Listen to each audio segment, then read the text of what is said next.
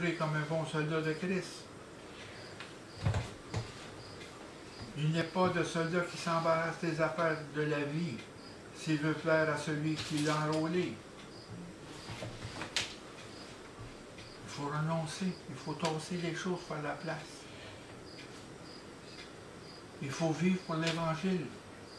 On vit en haut, on ne vit pas sur la terre. On est mis à part, on est sanctifié, mis à part. Pour lui, pour sa gloire.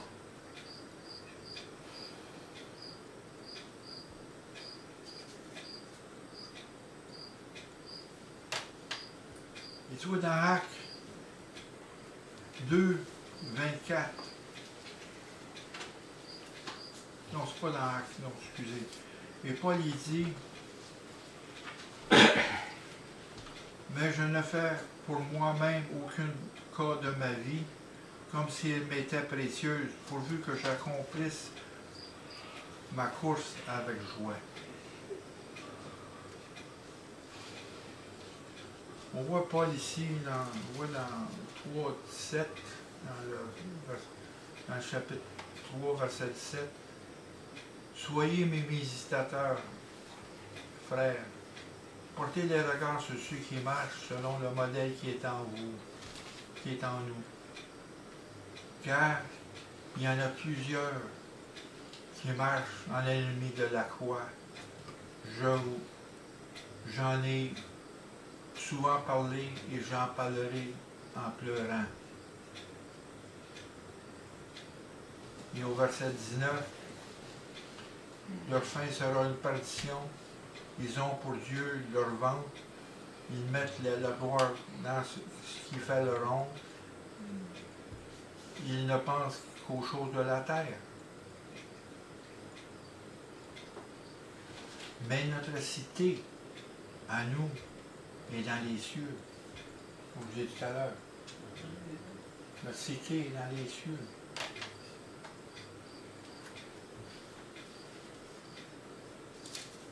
Puis, ici et là, au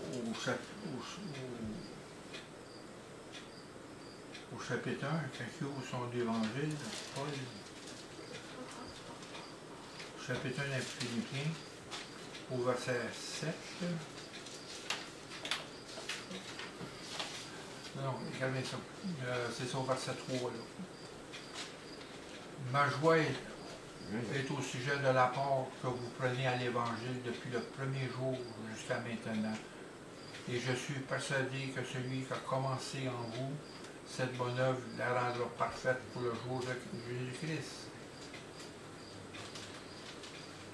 Et ici, on voit ici au verset 7, il est juste que je pense ainsi de vous tous, parce que je porte dans mon cœur, soit dans mes liens, soit dans la défense et la confirmation de l'Évangile. Paul, c'est le chapitre, l'épître aux Philippiens, c'est un épître pastoral qui est écrit de sa prison. Et dans les liens que Paul, les liens est encouragé, parce que Paul est dans les liens à cause de l'Évangile, à cause de Jésus-Christ, de sa foi. Il est dans les liens, enchaîné.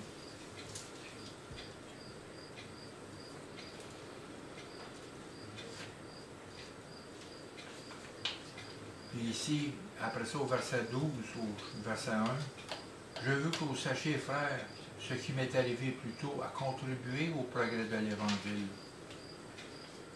En effet, dans tout le prétoire et partout ailleurs, nul n'ignore que c'est pour Christ que je suis dans les liens. » Paul a renoncé. Il renonce à sa propre vie. Paul s'est engagé pour l'Évangile. C'est un combat pour l'Évangile. Et c'est le même combat qu'on mène aujourd'hui, pour l'Évangile, pour la vérité. Parce que l'Évangile est dénaturé. est déviée. L'Église de plus en plus en devient apostate. En anglais, il dit fall away. Apostate veut dire tomber de. Ils ont tombé de la foi. Ils ont tourné le dos au Christ. C'est une Église qui est dénaturée. C'est un évangile qui est dénaturé.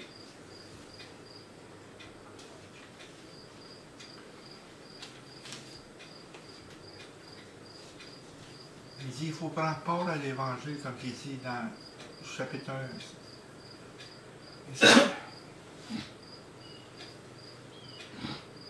Paul, il y a une joie. Il savait une joie pour servir Jésus. C'est une joie.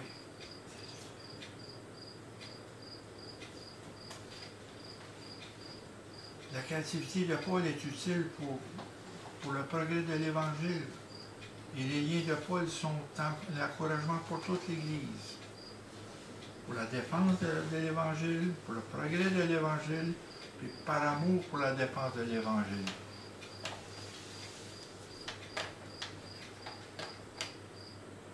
Au-dessus dans Philippiens 4.3, il adresse à l'Église, à ses frères. Et toi aussi, fidèle, collègue, oui, je te prie de les aider, elles qui ont combattu pour l'Évangile. Dans Philippiens, chapitre 1, verset 23, j'entends dire de vous que vous demeurez fermes dans un même esprit combattant, d'une même âme pour la foi de l'Évangile. Ici, chapitre 1, verset 23.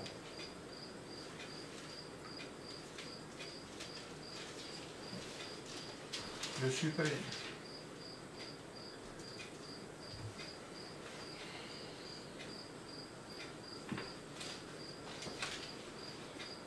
Pourquoi ça?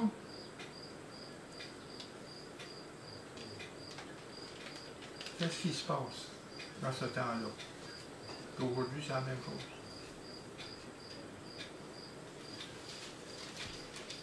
Regardez au chapitre 3 des Philippiens, verset 2.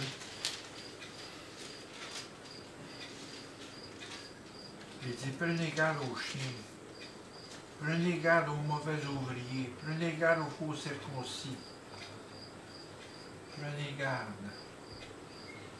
C'est nous qui rendons à Dieu notre culte par l'Esprit de Dieu, qui nous glorifions en Jésus-Christ et qui mettons point notre confiance à la chair.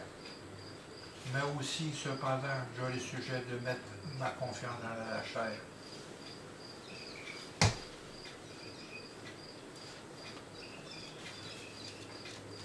Puis dans 1,15, au début, il dit quelqu'un, il est vrai, prêche Christ par envie et par esprit de dispute, mais d'autres le prêchent avec disposition bienveillante. Parce que là, on fait affaire des faux circoncis, des faux ouvriers. C'est à cause du judaïsme, le prosélytisme. Paul est reconnu comme l'apôtre des incirconcis, des païens, et Pierre, celui des circoncis. Dans Galates 1, versets 6 et 7.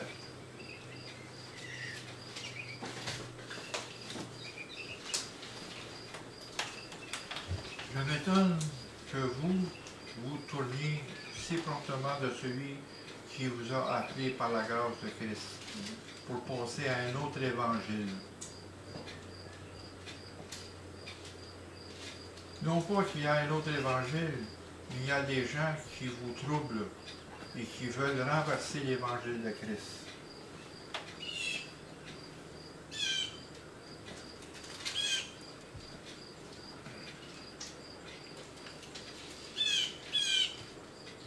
Et des faux ouvriers.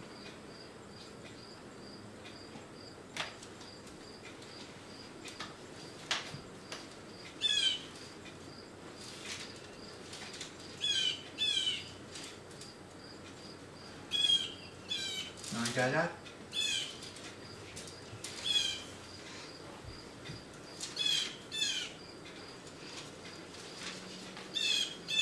Où que Paul s'oppose à Pierre, au chapitre 2.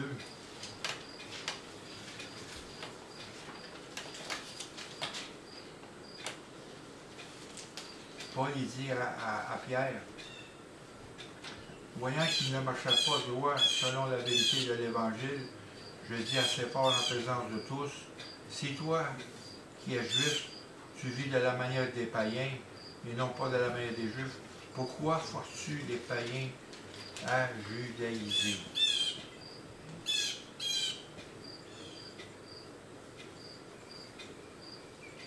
C'est que c'est un gros problème. Si on parle, les Juifs demandaient aux païens, avant de se convertir au judaïsme, de passer par la loi, les ordonnances de la loi, d'être circoncis. Parce que même Paul a circoncis Timothée quand il a pris avec lui, à cause des Juifs. Paul a été obligé de circoncire Timothée à cause des Juifs.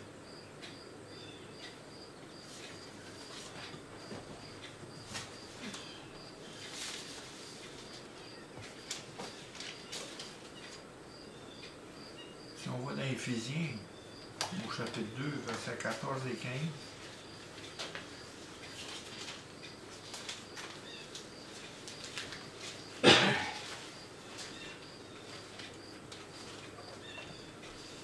il dit, car il est notre paix, et lui qui des deux n'en fait qu'un, qui a renversé les murs de la séparation, l'inimitié, ayant anéanti par la chair la loi des ordonnances dans ses prescriptions, afin de créer en lui-même avec les deux un seul homme nouveau en établissant la paix. Et on parle des Juifs et des païens. Le mur, parce qu'il y avait un mur de séparation entre deux. Jésus fait tomber ce mur-là. Parce qu'il a anéanti par sa chair. Parce que Dieu a cloué la loi avec lui. Il a loué les ordonnances. Il les a clouées avec lui.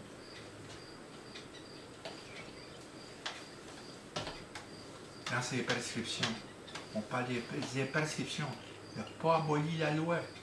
Il est venu pour accomplir la loi. Mais il a détruit la loi dans ses prescriptions. Dans ses ordonnances. Il n'a pas détruit la loi. Et Paul a passé aussi par les persécutions. Lui qui était persécuteur, c'est lui qui est devenu persécuté. Regardez dans Actes, on voit ça dans Actes à partir d'Actes 16.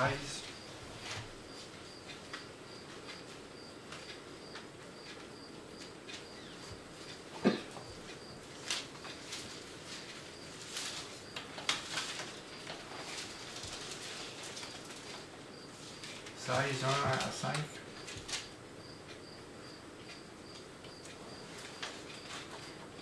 On le voit ici, là, justement, que je vous ai dit tout à l'heure. Il se rendit ensuite à Derbe et à Lystre.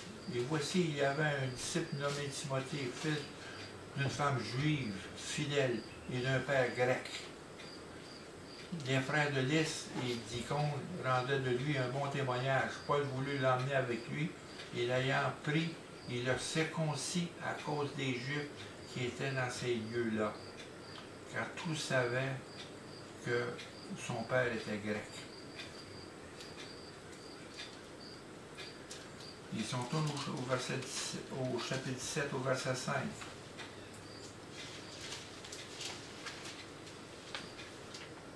Là, il dit, ben les Juifs jaloux prirent avec eux quelques méchants hommes de la populace, provoquèrent les attroupements et repentaient l'agitation dans la ville. Dieu, ils sont venus troubler les assemblées. Et ils cherchèrent Paul et Silas pour les emmener vers le peuple.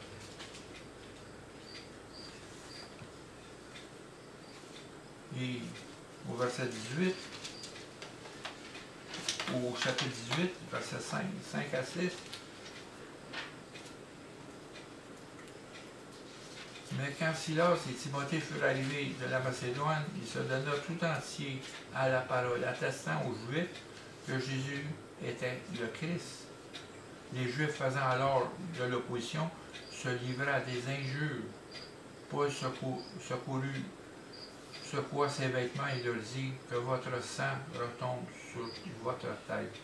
Je suis pur, dès maintenant j'irai vers les païens.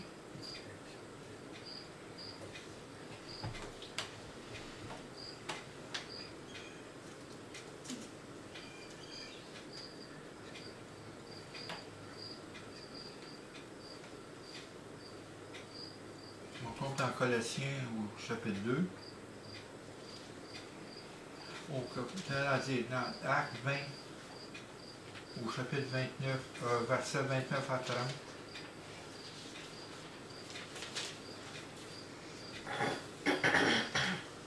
Quand Paul il parle des mauvais ouvriers, des faux circoncis, il dit, je sais qu'il s'introduira parmi vous,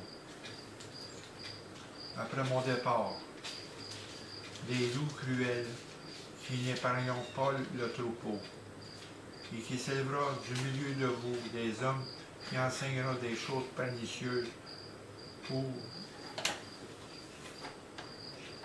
entraîner les disciples après eux. C'est quand Paul il a fait venir les anciens d'Éphèse à Milet, parce qu'il ne faut pas retourner à Éphèse. Là, Paul les avertit qu'il était des loups. On parle de loups. Jésus a parlé de loups déguisés en brebis dans le troupeau. Puis dans Jean 10,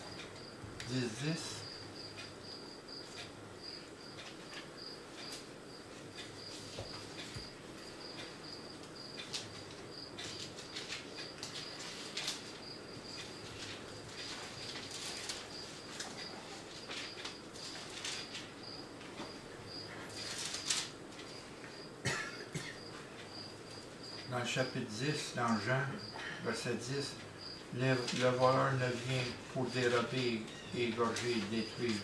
Moi, je suis venu afin que les brebis aient la vie et qu'elles soient dans l'abondance. Le voleur vient pour dérober et détruire.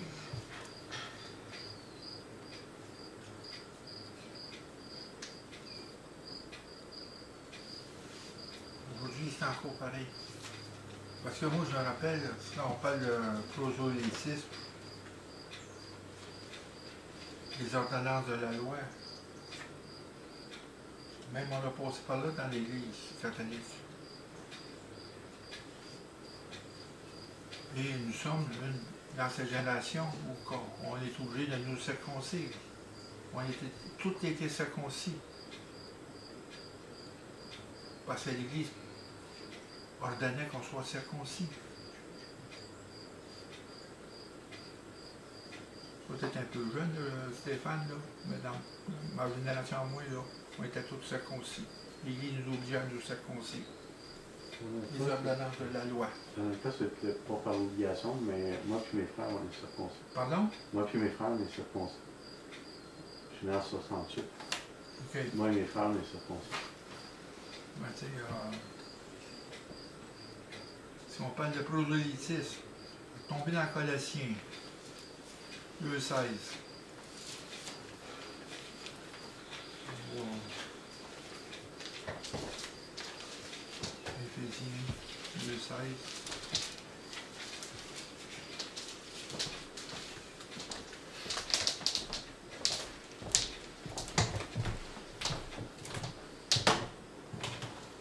Au-dessus, dans Éphésiens 2,16.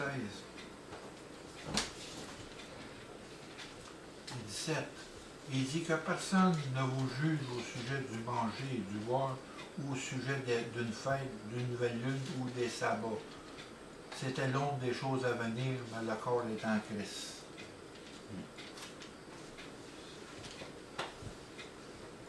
Puis, au verset 8, il dit, prenez garde que personne ne vous fasse de sa foi par la philosophie et par une vaine tromperie s'appuyant sur la tradition des hommes, sur les rudiments du monde et non sur Christ. Ce qu'on appelle, c'est le gnostisme. C'est la même chose ici, on va au verset 18 et 19. Qu'aucun homme, sous une apparence d'humilité, verset 18 au verset 2, au chapitre 2, une apparence d'humilité par une culte des anges, vous ravisse de son gré, de plus de la course, tandis qu'il s'abandonne à des visions et qu'il est enflé d'un vain orgueil par des pensées charnelles, sans s'attacher au chef dont le corps assisté est solidement assemblé par des jointures des liens, c'est l'accroissement que Dieu donne. Parce que là, on prend à partir de 1006. Aujourd'hui, c'est encore ça aujourd'hui, le nouvel âge. On parle de la nouvelle âge.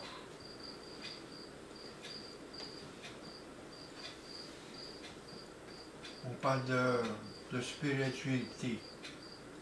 On cherche des choses spirituelles. Des méditations.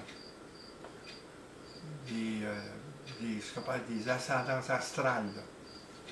On est rendu là. Que je me rappelle depuis quelques temps, depuis des années. On parle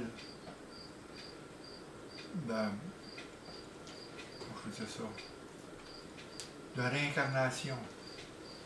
Parce que toutes ces choses-là, vous savez que Colosse est un carrefour commercial du monde qui allait vers l'Asie, vers l'Inde. Et toutes ces choses passaient par là, toutes ces idées-là passaient. Et il a commencé à rentrer dans l'Église. D'autres pensées, d'autres. C'est ce qu'on appelle le gnostisme. Que ça prenait plus que Jésus pour être sauvé. Ça prenait plus que la foi en Jésus pour être sauvé. Il en mettait des choses par-dessus, des épluchures. Non, Jésus, c'est tout, Quoi? Jésus, on a tout avec lui. Et je me rappelle, moi, que dans les amis du monde qui ont passé aux Indes, ils parlaient du matra, ils parlaient de toutes sortes de langages qui essaient de nous influencer. Le yoga, c'en est une affaire aussi, le yoga, pour rentrer. C'était fin, là. Tu rentres là-dedans, le yoga emmène à la méditation. À une chose de spirituelle. Il cherche quelque chose de spirituel, quelque chose qui est en haut au-dessus. Mais il se détourne de Jésus. Combien de fois le nom de Jésus est employé? Mais il est employé avec des sacs, des jurons. Je pense que c'est le juron le plus employé. Mais parler de Jésus, wow! Je me rappelle, il y a un évangéliste dans le réveil en Irlande, je me rappelle son nom. Il vient d'un père qui était athée, un père qui était alcoolique. Puis je pense que sa mère l'avait envoyé à l'école du dimanche. Il allait en cachette. Puis lui, un jour, il travaillait dans une shop dans un port.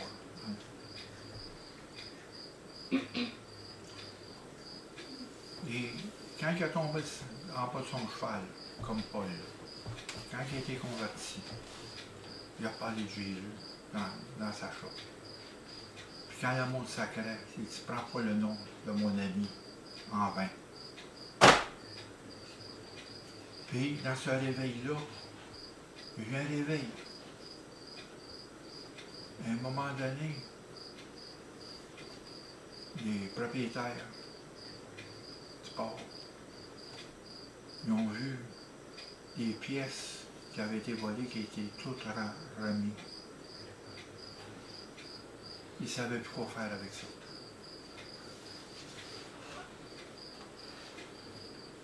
Il y a eu un réveil qui s'est produit.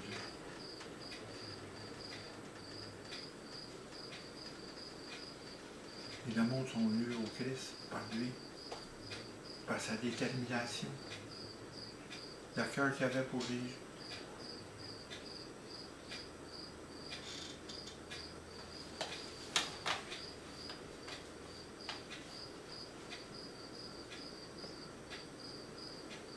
Tu sais, s'il faut regarder dans Philippiens,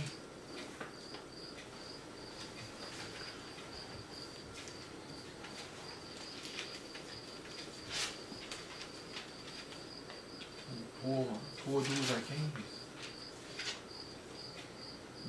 on parle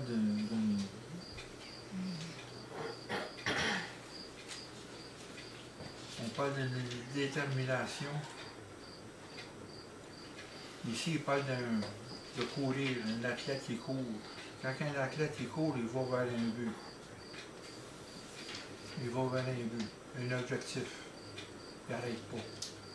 Il court. Il dit, ce n'est pas que j'ai remporté le prix ou j'ai déjà atteint la perfection, mais le corps pour tâcher de la saisir, puisque moi aussi j'ai été saisi par Christ. Frère, je ne pense pas l'avoir saisi.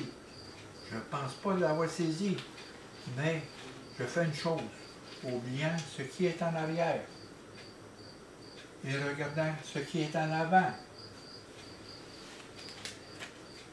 Je cours dans le but pour remporter le prix de la vocation céleste de Dieu en Jésus-Christ. C'est que Jésus, est en avant toute chose, et au-dessus toute chose. Il devait être le centre de nos vies, le centre de cette assemblée ici. C'est le centre. Jésus, ce n'est pas une doctrine, c'est une personne en nous. C'est par la foi qu'on l'a accepté, c'est par la foi.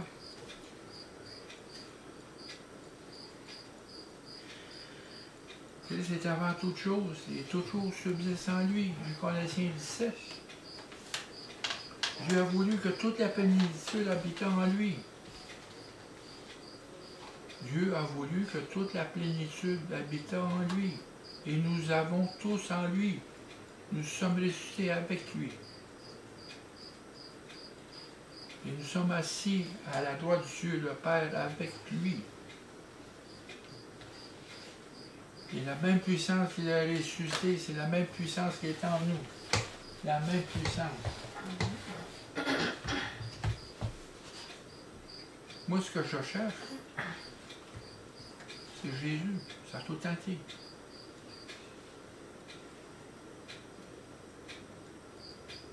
Que je me rappelle une fois, depuis le début de ma vie, en 6e année, au école primaire, ils nous emmenaient à Pointe-Bleue pour une retraite.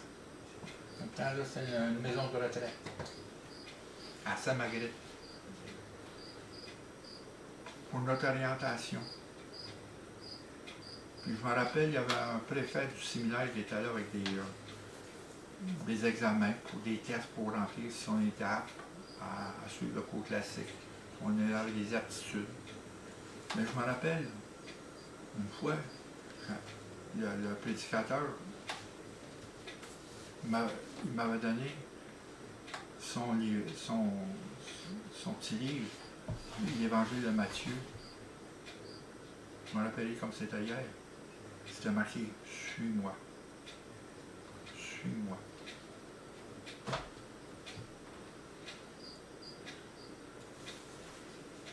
Ça m'a resté. Suis-moi. J'ai rentré au séminaire. Il fallait un prêtre. Mais ça n'a pas marché. Dieu avait un autre plan. Autrement que ça.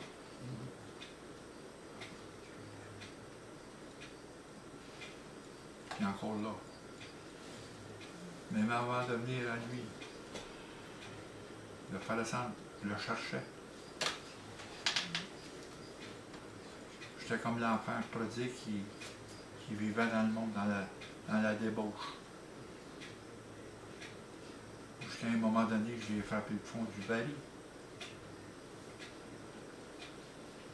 Seigneur Jésus, viens-t'en. Je suis prêt. C'est ça.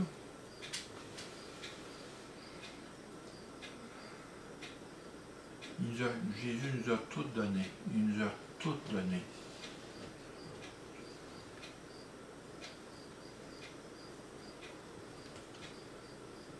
Puis on n'a pas à vivre en conformité avec ce monde-là, ici, en ce moment. Il faut être loyal à Jésus et à son évangile. L'évangile, c'est une délivrance. L'évangile, c'est une délivrance.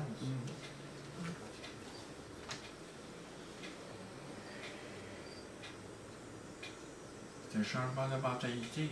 On n'est plus conforme avec l'esprit du monde.